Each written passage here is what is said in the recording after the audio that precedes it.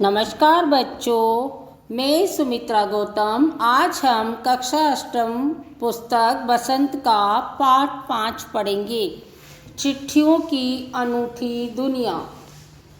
इसके लेखक हैं अरविंद कुमार सिंह जी। इसमें बच्चों पत्रों के बारे में बताया गया है कि पत्रों की दुनिया अनूठी होती है। पत्रों की दुनिया भी अजीबो-गरीब है और उसकी उपयोगिता हमेशा से बनी रही है। ये बात सच है बच्चों कि पत्रों की दुनिया बहुत अजीब और गरीब है, यानी अनोखी है।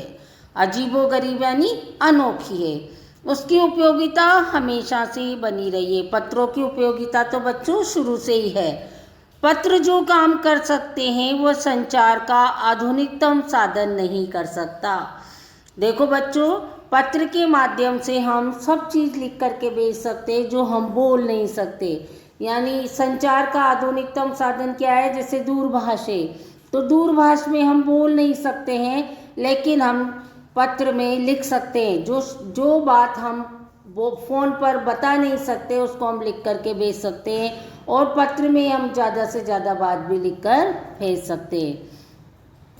पत्र जैसा संतोष फोन या SMS का संदेश कहाँ दे सकता है?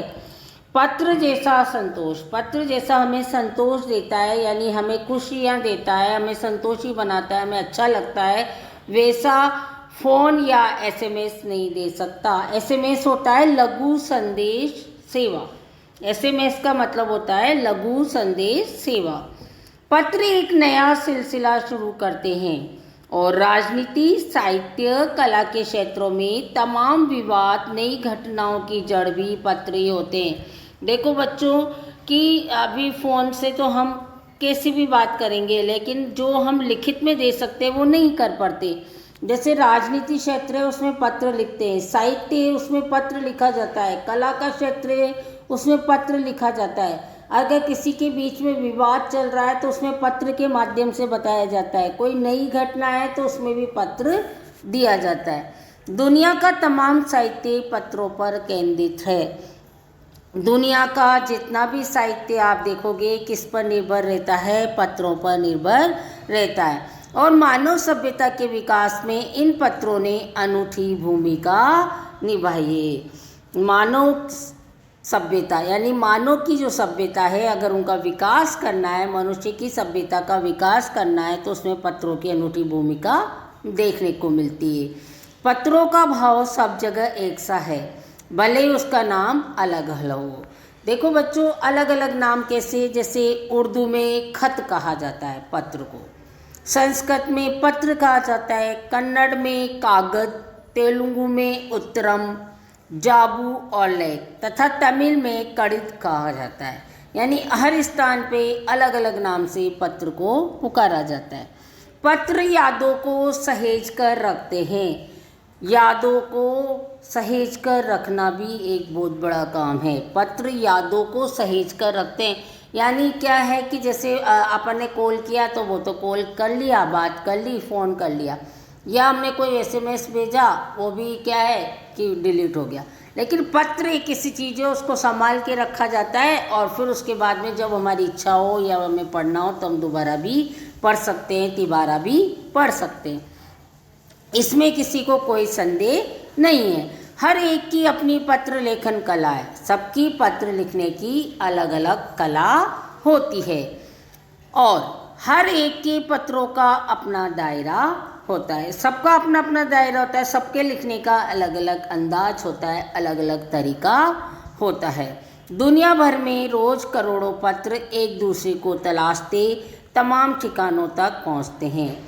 दुनिया भर में, संसार में अगर हम देखेंगे तो बहुत से पत्र पहुंचते हैं। कोई पत्र कहाँ पहुंचता है, कोई पत्र कहाँ पहुंचता है। भारत में ही रोज़ 4.5 करोड़ चिट्ठियाँ डाक में डाली जाती है। देखो बच्चों, इसमें बताया गया है कि भारत में रोज़ाना कितनी चिट्ठियाँ डाली जाती है? 4.5 करोड़ चिट्ठियाँ डाली जाती है, जो साबित करती है कि पत्र कितनी अहमियत रखते हैं। यानी ये जो चिट्ठियाँ लिखी जाती है इनसे ये साबित हो जाता है कि पत्रों की बहुत आवश्यकता है, बहुत महत्व है।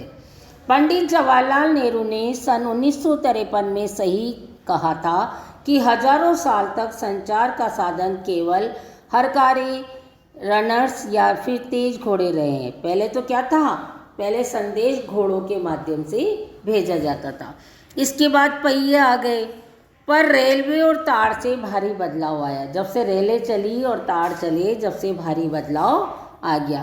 तार ने रेलों से भी तेज गति से संवाद पहुंचाने का सिलसिला शुरू किया, क्योंकि रेल में तो क्या था बच्चों, रेल में तो यूँ था कि रेल जाएगी जितनी बजे और जितनी बजे पहुंचेगी तब डाक पहुंचती थी। अब टेलीफोन, वायरलेस और आगे रेडार दुनिया बदल रहा है। पिछली शताब्दी में पत्र लेखक ने एक कला का रूप ले लिया। डाक व्यवस्था के सुधार के साथ पत्रों को सही दिशा देने के लिए विशेष प्रयास किए गए। पत्रों को सही दिशा दी जाए, उसके सुधार के लिए बहुत प्रयास किए। किसने? डाक व्यवस्था ने। पत्र संस्कृति विकसित करने के लिए स्कूली पाठ्यक्रमों में पत्र लेखन का विषय भी शामिल किया गया। ये बात सच है बच्चों। देखो, हिंदी में पत्र लिखना परीक्षा में भी आता है और पत्र लिखना सिखाया भी जाता है, तो पाठ्यक्रम में भी जोड़ा गया है। भारत ही नहीं, दुनिया के कई देशों में ये प्रयास चले और विश्व डाक संघ ने अपनी ओर से काफ़ी प्रयास किए। विश्व डाक संघ की ओर से 16 वर्ष से कम आयु वर्ग के बच्चों के लिए पत्र लेखन प्रतियोगिता आयोजित करने का सिलसिला सन 1972 से शुरू किया गया। बच्चों 16 साल से कम उम्र के जो बच्चे होते हैं 16 साल से कम के, उनमें प्रतियोगिता कराई जाती थी पत्र लिखने की। वो कब से शुरू किया गया? 1973 से। यह सही है कि खास तौर पर बड़े शहरों और महानगरों में संचार साधनों के तेज विकास तथा अन्य कारणों से पत्रों की आवाजाही प्रभावित हुई। खास तौर से बड़े शहरों में और महानगरों में जब संचार साधन तेजी से विकास होता गया तो पत्रों की आवाजाही पर प्रभावित हो गई, यानी पत्र कम डालने लगे, पत्र कम भेजने लगे। पर देहाती दुनिया आज भी चिट्ठियों से ही चल रही है। फैक्स, ईमेल, टेलीफोन और मोबाइल ने चिट्ठियों की तेजी को रोका है, पर व्यापारिक डाक की संख्या लगातार बढ़ गई है।